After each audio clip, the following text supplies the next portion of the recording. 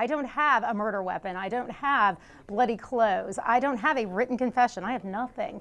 And we don't know whether or not he did it, but that wasn't the issue. It was whether or not his constitutional rights were preserved, and they weren't, and that was clear. And the further I got into it, the more I saw just how obvious and blatant it was that he wasn't afforded his constitutional protections.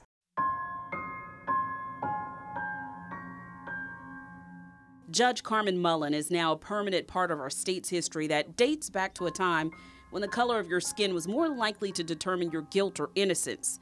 It happened to thousands, and it happened to George Stinney, Jr. One of the most shocking things in the George Stinney case is he was tried by a jury of 12 white men.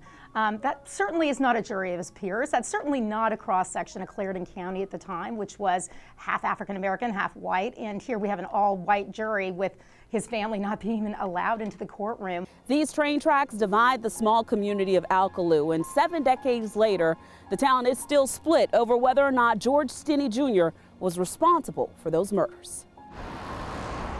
The little boy would graze his cows here, you know, during the day and come get them in the afternoon. I talked with a local landowner who did not want to go on camera, but he told me that his grandfather owned the field where 11-year-old Betty Binnicker and 7-year-old Emma Thames were killed in 1944.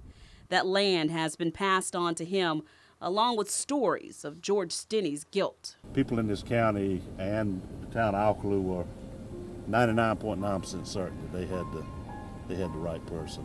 George Stinney was only 14 years old. He weighed less than 100 pounds and was 5'1" when he was accused of the murders.